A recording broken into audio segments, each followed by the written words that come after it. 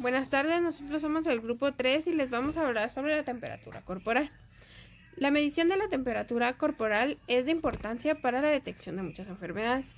La temperatura corporal es el resultado del equilibrio entre la producción del calor del cuerpo por metabolismo celular, alguna actividad muscular, entre otras, y la pérdida del calor al medio externo por radiación, convección, conducción, evaporación, sudoración, entre otros. Este es muy importante estudiarlo, la medición de esta temperatura, ya que la temperatura se considera un signo vital para la detección de muchas enfermedades o fisiologías como la fiebre, la hipotermia u otras infecciones. La medición errónea o una lectura imprecisa de esta temperatura puede llevar a diagnósticos erróneos o a retrasar la atención médica, que puede ser perjudicial para el paciente. Entonces, ¿cuáles son los métodos utilizados para medir la temperatura corporal?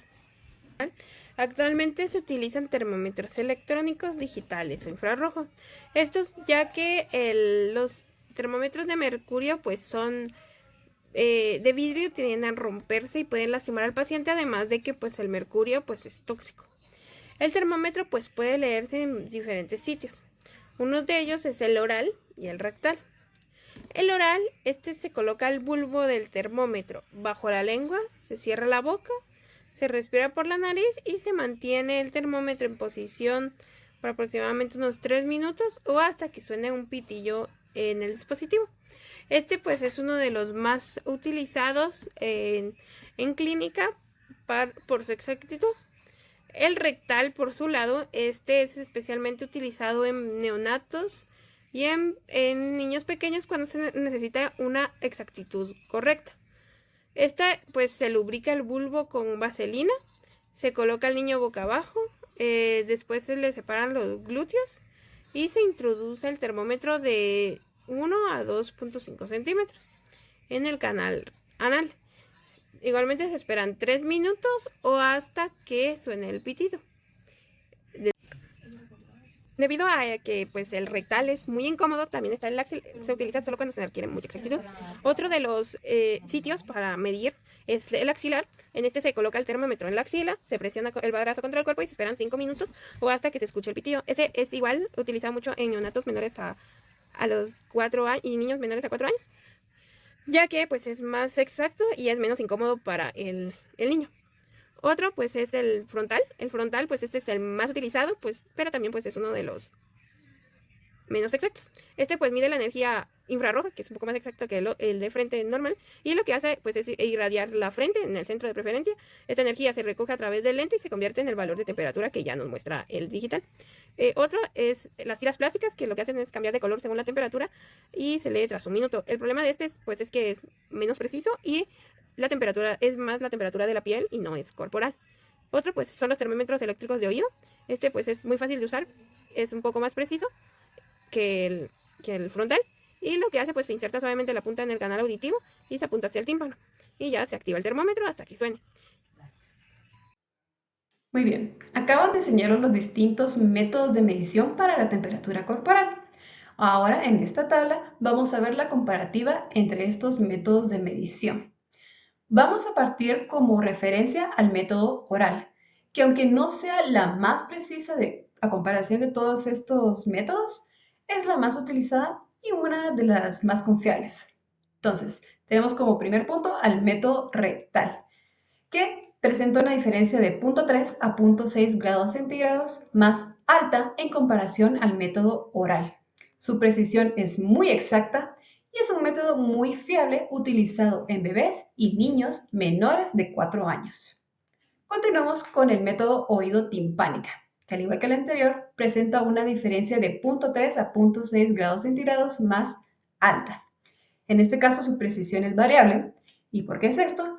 Porque básicamente va a depender de la técnica que haga el analista para esta medición, ya que depende mucho de la posición del termómetro en el conducto auditivo.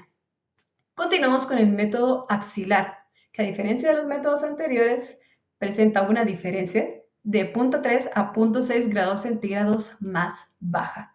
Su precisión es menos exacta y aunque no sea del todo confiable, pues es útil para un método de medición rápida.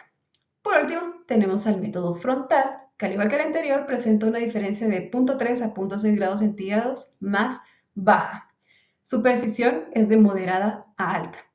En este caso, estas características pueden cambiar dependiendo del termómetro que estemos utilizando. Anteriormente nos platicaban de las tiras gel, las que se colocan aquí en la frente. En ese caso no cumple con las características de una medición alta. ¿Por qué? Porque estas tiras únicamente miden la temperatura periférica, únicamente la temperatura de la piel, de la frente en este caso. Entonces, ¿en qué caso sí? Utilizando un termómetro infrarrojo. Entonces, ¿qué obtenemos acá? Una medición más fiable a comparación de la axilar y la timpánica y muy cercana a la oral. Entonces, ¿qué podemos reunir con todo esto? La más fiable es la rectal, pero pues al ser un método muy invasivo, se utiliza únicamente en bebés y niños muy pequeños. Entonces, ¿qué sigue? Utilizar el método oral. Y por último, la menos confiable, método frontal en caso de que estemos utilizando tiras de gel. Entre los factores que afectan la temperatura corporal de hombres, mujeres y niños tenemos la que es la edad, ya que los recién nacidos presentan problemas en su regulación debido a su inmadurez, de tal modo que les afectan mucho los cambios externos. También está en el adulto mayor, la temperatura corporal suele estar disminuida debido a la disminución del metabolismo basal y a la de su masa muscular. Otro factor es la hora del día, que a lo largo de la jornada las variaciones de la temperatura suelen estar o ser inferiores a 15 grados Celsius y la temperatura máxima del organismo se alcanza entre las 18 y las 22 horas y la mínima de las 2 a las 4 horas. Este ritmo circadiano es muy constante y se mantiene incluso en los pacientes fértiles.